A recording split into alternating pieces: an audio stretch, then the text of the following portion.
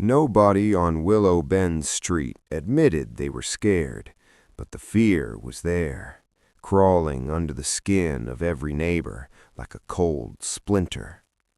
It started on a Tuesday morning, early enough that the dew hadn't burned off yet. Folks walked out onto their porches, half awake, coffee mugs steaming, and then just froze. On almost every front porch sat a gingerbread house. Perfect, glossy, weirdly precise, like something made by a machine that had studied human whimsy but didn't fully understand it. The mailman swore he hadn't delivered them. Kids insisted they didn't prank anyone. No bakery in town claimed responsibility. So everyone did the American thing, shrugged, laughed, took photos for social media. But by afternoon, that laughter thinned out. The houses were too accurate. Their shapes matched the real homes, roof angles, porch steps, that ugly dent in Mrs. Harrelson's gutter. Some neighbors brushed it off as coincidence. Others quietly took theirs inside and smashed it in the sink. The next morning, the gingerbread houses had changed. Windows had appeared, tiny, perfect sugar glass windows that didn't exist the day before. You could peer through them as if the lights were on inside. Someone joked, "Maybe tomorrow we get gingerbread people?" People laughed again, but softer this time. That night, porch lights burned late, curtains closed early. No one wanted to be the first to check outside in the morning. By dawn, every resident stepped onto their porch knowing the neighborhood would never feel normal again. Because inside each gingerbread house, behind the new windows, faint shadows moved, tiny silhouettes pacing inside sugared rooms, silhouettes shaped exactly like the people who lived there. And one silhouette in one house, the Benson place, was missing. Mrs. Benson hadn't been seen since midnight.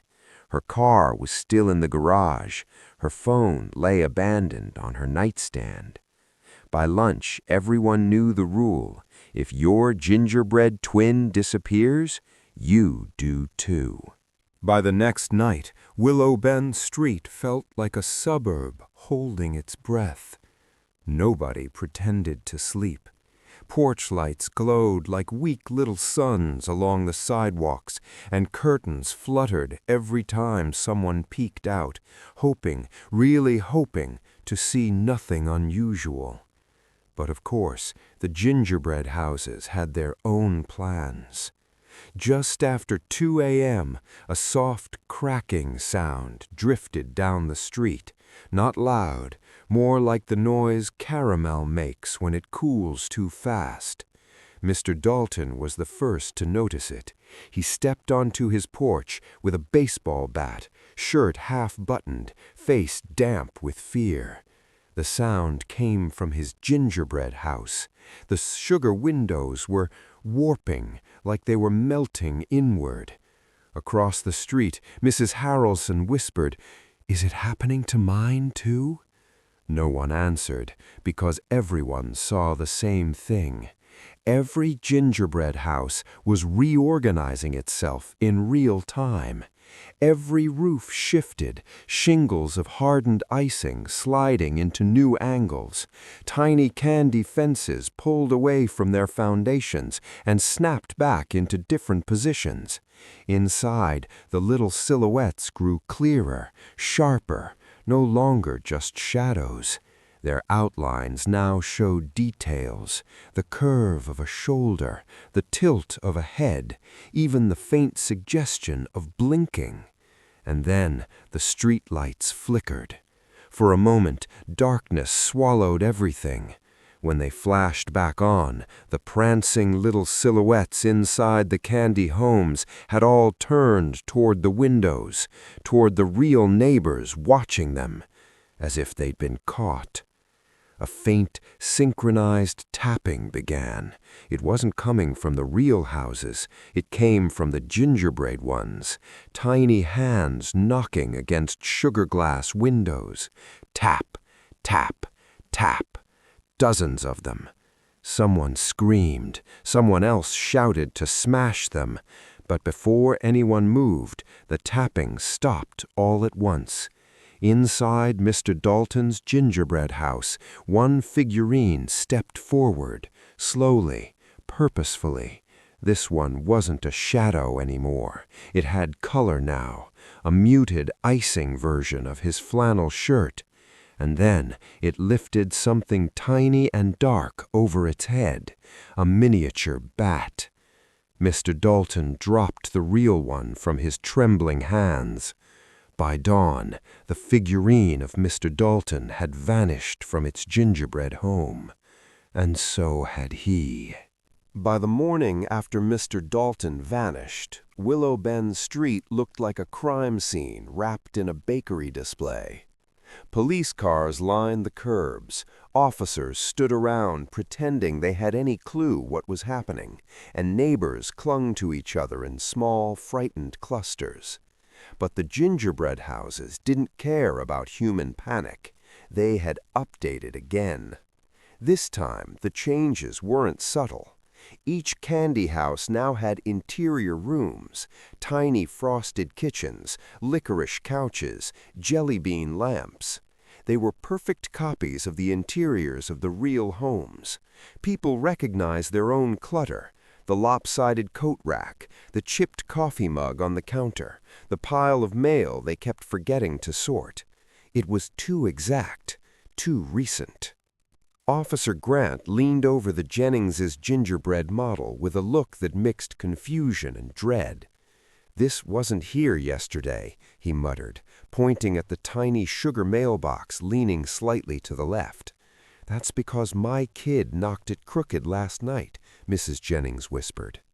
There was no explanation. Cameras captured nothing. No figures, no intruders, no movement. Yet every model had changed while the street stayed awake the entire night. Then the next phase began. Inside each gingerbread home, the icing silhouettes had become fully formed figures.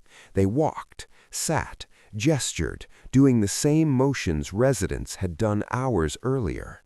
Some cops thought it was just eerily accurate mimicry. But then the figures started doing things the real people hadn't. At 11:07 a.m., Mrs. Harrelson's gingerbread double walked into its tiny candy kitchen and folded a towel she'd left on the counter in real life, only she hadn't touched it yet. At 11:09, the real towel folded itself on her counter with a soft, papery whisper. At noon, a collective scream tore down the street. Every gingerbread version of every resident turned its head at the exact same time toward the front door of its tiny home. And simultaneously, every real front door on Willow Bend unlatched themselves with a click. One by one, they creaked open as if inviting something in or out. The street froze. No one dared move. The gingerbread figures stepped back from their doors as if making room for something new to enter their world. Only then did people notice the new detail across all the candy houses. Each gingerbread home now had a small, empty room that didn't exist in the real houses, a room clearly waiting for something or someone. No one on Willow Bend wanted to admit it, but every person who stepped back into their home that afternoon did it slowly, cautiously, as if the air inside might feel different. Some neighbors refused entirely, choosing instead to sit on their porches, staring at the gingerbread replicas with the blank shock of people watching their own autopsies. The police tried to force calm, but even they avoided looking at the newest architectural addition, the extra room. Every gingerbread house had it, every one. Same shape, same placement, tucked toward the back of the model like a guest room someone forgot to mention on a floor plan. But in reality, the room didn't exist. At least it wasn't supposed to. Just after sunset, Mr. Bauer was the first to scream. People rushed toward his house, but he met them halfway down his driveway, pale and shaking, pointing inside like his arm was numb. "It's there," he whispered. "The room. It's in my house." Nobody wanted to believe him, but fear has gravity, and it drags people toward the truth whether they want it or not. A group of neighbors followed him to his back hallway, when they all knew ended in a blank wall where he kept an old coat rack. Except the wall wasn't there anymore. In its place was a door, a brand new door, white, perfectly smooth, smelling faintly of sugar and warm spices, just like the gingerbread houses. "What's inside?" someone asked. Mr. Bauer swallowed hard. "I didn't open it. I heard something. Breathing." A tremor went through the crowd. As if answering their fear, a soft, deliberate knock came from inside the room. 3 taps, slow, patient.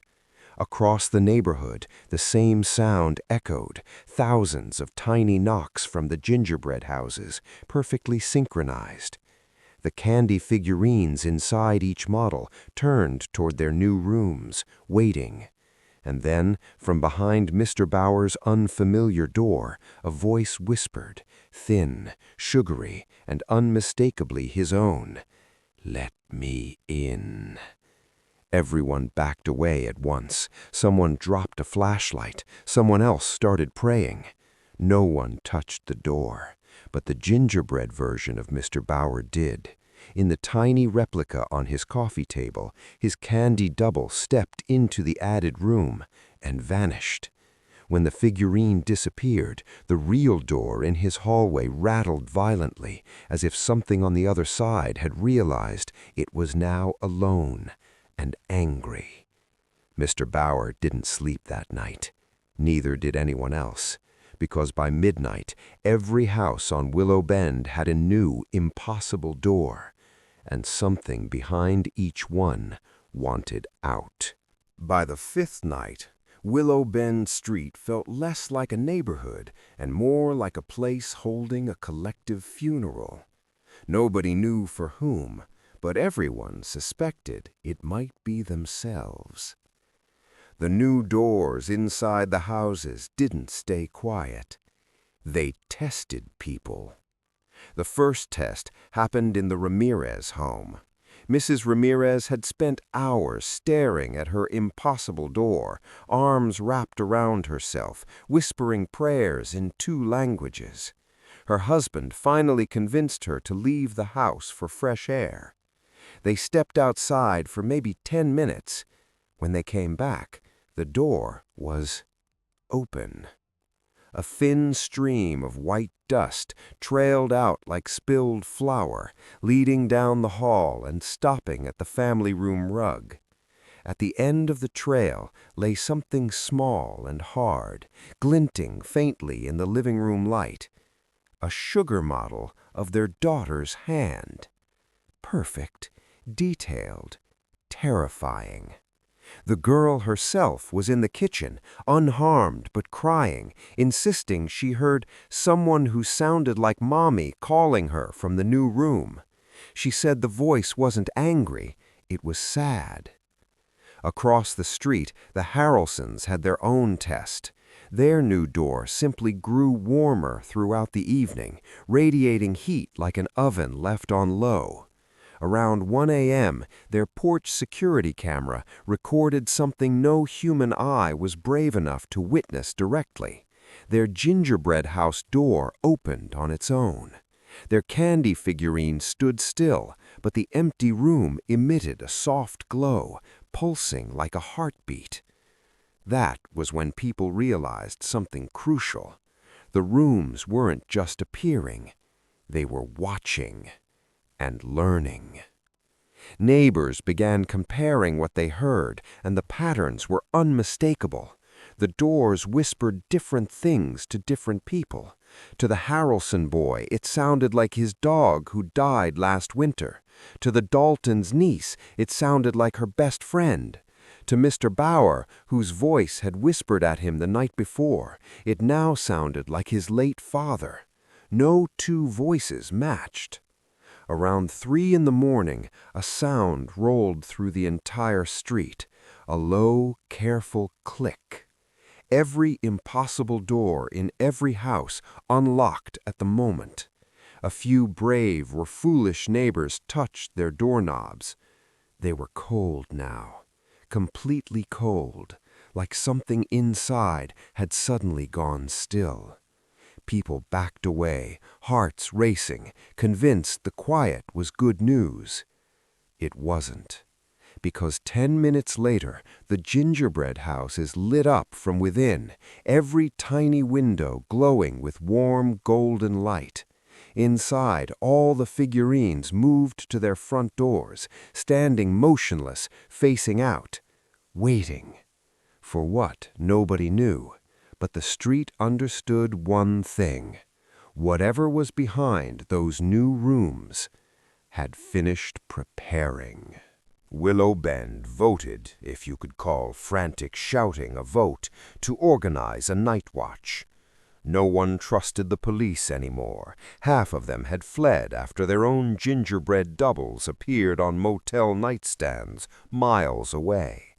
So the remaining neighbors gathered on lawns with thermoses, baseball bats, and the kind of fear that buzzes behind the teeth. They planned to rotate shifts. They planned to stay alert. They planned to stop whatever was coming through those impossible doors. But plans on Willow Bend didn't survive long.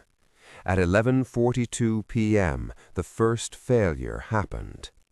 The Jennings boy, Caleb, was sitting on his porch, wrapped in 2 hoodies, gripping a flashlight so tight his knuckles looked bone white. He insisted he was fine, insisted he wasn't tired, insisted he'd keep watch until midnight.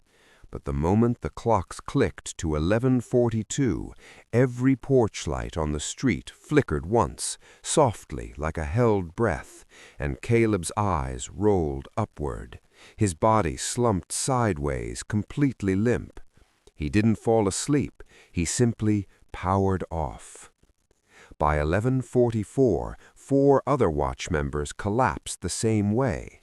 Neighbors panicked, shaking them, shouting in their faces, splashing water, but nothing worked. And while they scrambled, no one noticed the change in the gingerbread houses until it was too late.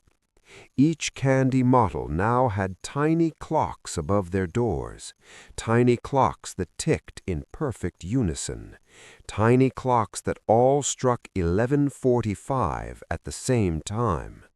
And the moment they did, every impossible door inside the real homes began to open, silently, smoothly, as if the hinges were oiled with intention. A cold drift seeped out of the new rooms, colder than the night air, colder than a freezer, carrying a faint smell of ginger and something metallic underneath, something like old pennies. Mrs. Harrelson was the first to react. She grabbed a chair and shoved it against her new door, bracing it with her whole body. "Help!" she shouted. "Help me hold it!" 2 neighbors rushed in, pushing with her. The door didn't budge. It didn't open further, but it didn't close either. It was simply testing them. Then a soft, rhythmic sound echoed from inside the room. Not breathing, not whispering. Footsteps. Slow, deliberate footsteps approaching the door from the other side.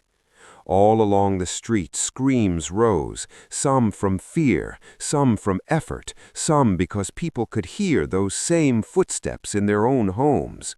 The night watch, what remained of it, stumbled between houses trying to help, but for every door they braced, another swung wider. At 11:49, the unconscious watch members woke up all at once, their eyes snapped open, wide and unfocused, staring straight ahead. "Do you hear it?" Caleb whispered. "Hear what?" someone asked. Caleb pointed shakily toward his house, toward the open door. "It's learning our rhythm. It knows when we're weakest." And then, as if proving him right, something on the other side of Mrs. Harrelson's door pressed gently, very gently against the wood, testing, measuring, waiting. The watch wasn't a defense anymore. It was an audience. By dawn, Willow Bend Street looked like it had survived a siege. Half-awake people slumped on porches, impossible doors propped shut by furniture, and the gingerbread houses glowing faintly as if proud of themselves. No one spoke above a whisper. It felt like the air itself was listening. The doors had stopped pushing sometime after 3 a.m., but not before something new happened. It began at the Ramirez home again, the house that always seemed one step ahead of the nightmare. Mrs. Ramirez was pacing the living room when she noticed a smear of white dust on the baseboard near the impossible door. She bent down, squinting. The dust trail wasn't random this time. It formed a shape, a footprint, small, perfect, crisp, and unmistakably human. Neighbors gathered, buzzing with fear as the Ramirez family insisted they hadn't opened the door, they hadn't let anything out. But the footprint was there, and so was the second, and the third. Like something small had taken careful steps into their home, wandered a few feet, then vanished. Across the street, Mr. Bauer staggered outside, shaking uncontrollably. "It came into my house," he said. His voice sounded brittle, like a snapped twig. "I didn't see it, but something moved my pictures, all the frames, straightened them." Nobody laughed. Nobody doubted him. Because at that same moment, Mrs. Harrelson burst out of her front door screaming. She dragged people inside, pointing at her living room where her TV now sat on a different stand, one she didn't even own yesterday. A stand made of gingerbread, still warm, still soft, as if freshly baked. The panic spread house to house. In the Dalton place, now abandoned since his disappearance, a neighbor checking inside reported faint sugary fingerprints along the stair railing. In the Jennings home, Caleb found his backpack unzipped and repacked neatly, all the items arranged in a way no human hand would ever consider natural, symmetrical, color-sorted, identical to the arrangement in his gingerbread model. Whatever had crossed the thresholds last night wasn't just exploring, it was reorganizing, testing the world like a child tests new textures. But the worst discovery came from the Harrelson boy. He tugged at his mother's sleeve, tears streaking his cheeks, and whispered, "Mom, my gingerbread me did something weird." He showed her the tiny candy house. Inside, his sugar figurine was no longer alone. A second figurine, same size, same face, stood beside it. Two versions of him, one motionless, one breathing. He flipped the house upside down, hands shaking. "Mom, look, look!" Under the gingerbread floor, pressed into the sugary base, was a tiny indentation. A footprint, matching the ones in the Ramirez home, matching the ones now appearing all around Willow Bend. Something had crossed over. Not a monster, not a ghost, something that looked exactly like them, but wasn't. And the gingerbread houses? They weren't mapping reality anymore. They were copying it, one resident at a time. All day, Willow Bend felt like a trap slowly tightening. No one went to work. No one checked mail. People sat in driveways, clutching coffee cups they never drank from, flinching every time a leaf scraped the pavement. The idea that something human-shaped had wandered through their homes overnight left everyone hollow-eyed and trembling. But the worst wasn't what had entered their homes, it was what had begun outside. Around 4 p.m., Mrs. Jennings was the first to notice it. She stood in the middle of the street, staring at the asphalt beneath her feet. "Does this look different to anyone else?" she asked, her voice thin. People gathered, expecting another hallucination brought on by exhaustion. But she was right. The pavement had shifted. Not much, an inch here, 2 inches there, but enough that the painted lane divider bent in a way it hadn't yesterday. The curve of the cul-de-sac was subtly off, like someone had erased part of it and redrawn it from memory. "Check the gingerbread houses," someone whispered. They rushed inside. Every single candy model now displayed a new street layout. The road extended farther, curving into a shape Willow Bend had never had. A new intersection, a new cul-de-sac, even a new patch of woods that didn't exist behind the real homes. And slowly, horribly, the real neighborhood began to match it. Street lamps shifted position, mailboxes migrated by inches, even the shadows fell differently, aligning with the angles in the gingerbread replicas.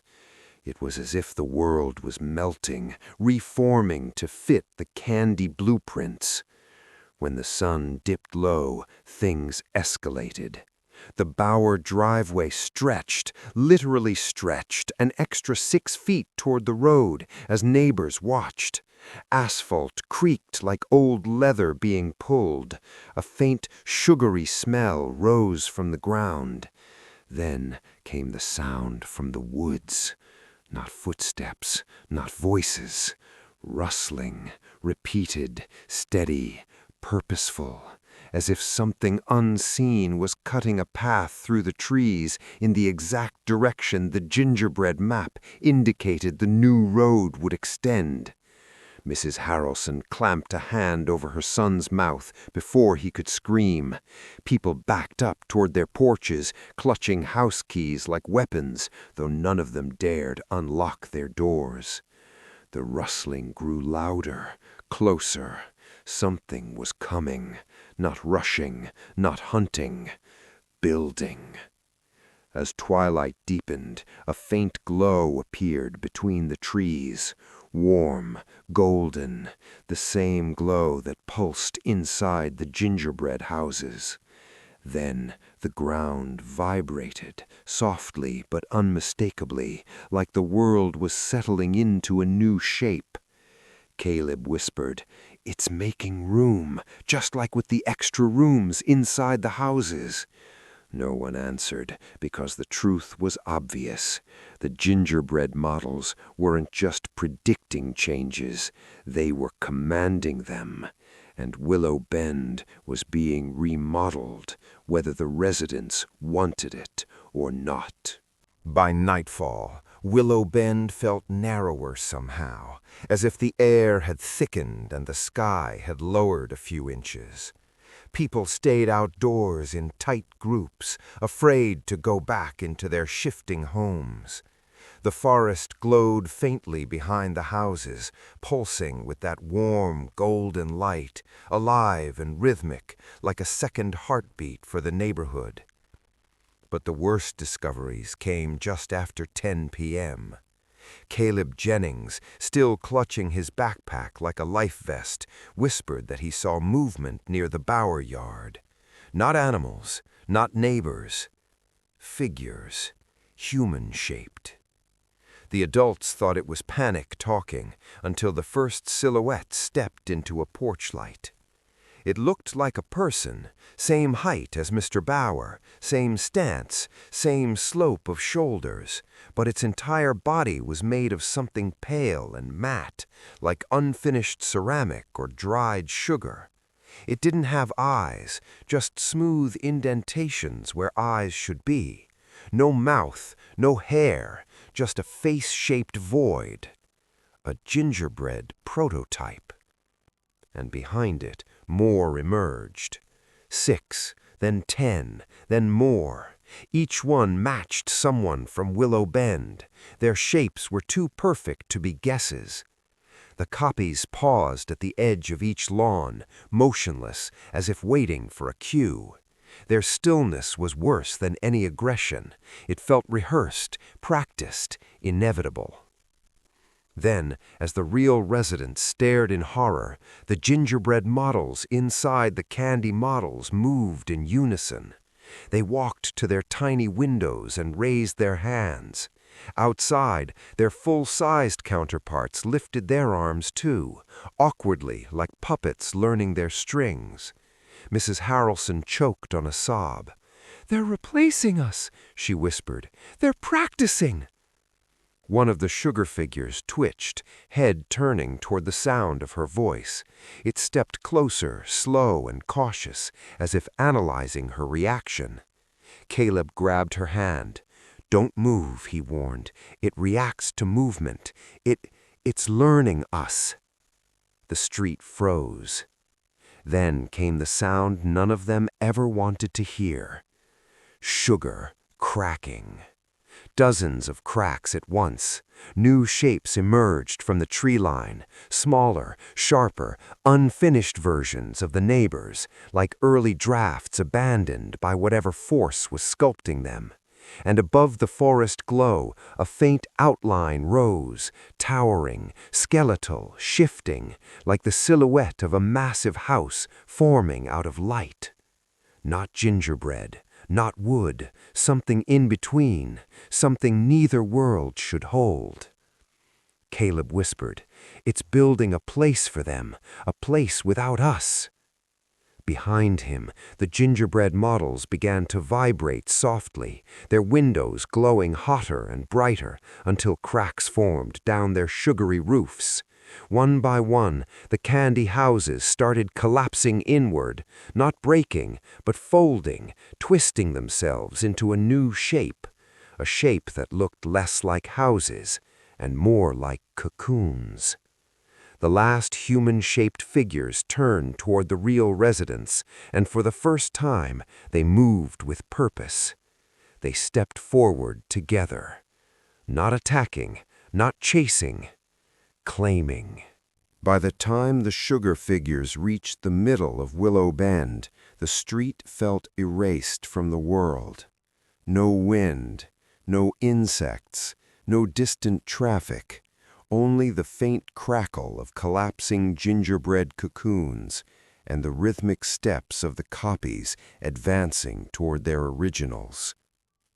People fell back instinctively, clustering near the cul-de-sac's center like prey animals cornered in their own habitat. The Harrelson boy clung to his mother. Mrs. Jennings whispered prayers. Mr. Bauer simply stared at his incoming double with the expression of someone watching their obituary being written in real time. Then, abruptly, every sugar figure stopped. Not because of the people, not because of the fear, because the ground trembled.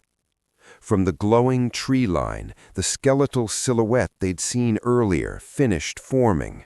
What emerged wasn't a creature or a building, but something in between, a towering, impossible structure shaped like a house that had never existed yet felt horribly familiar. A house with too many floors, too many windows, too many angles bending the wrong way. A house made from the folded remains of the gingerbread cocoons. The moment it stabilized, every sugar figure turned toward it. The originals, the real people, felt a tug in the air, a subtle pressure pulling at their chests, like a magnet trying to unhook their breath. Mr. Bauer gasped first. His double took one step toward the glowing house, and for a moment its body flickered, white sugar shifting into warm human tones.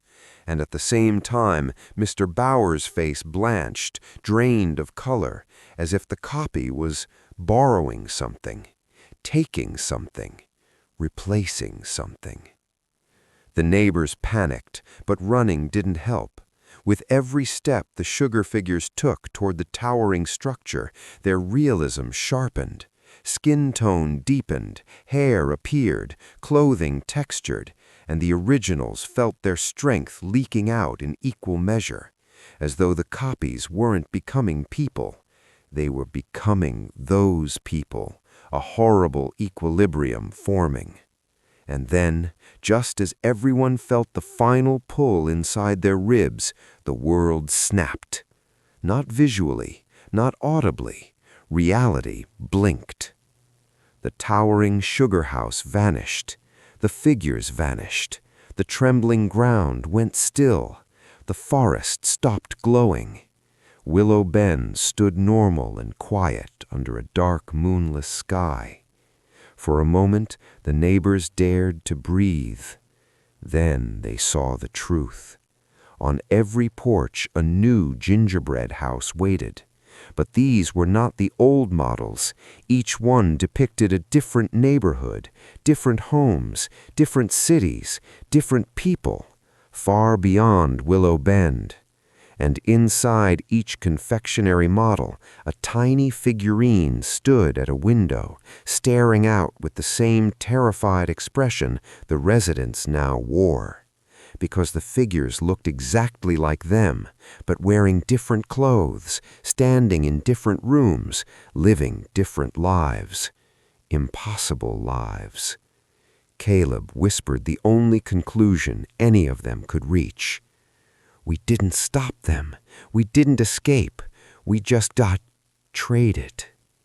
From somewhere far beyond the street, carried on a warm wind smelling of ginger and sugar, came a soft, echoing knock.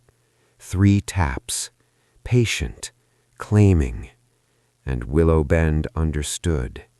The exchange had only just begun.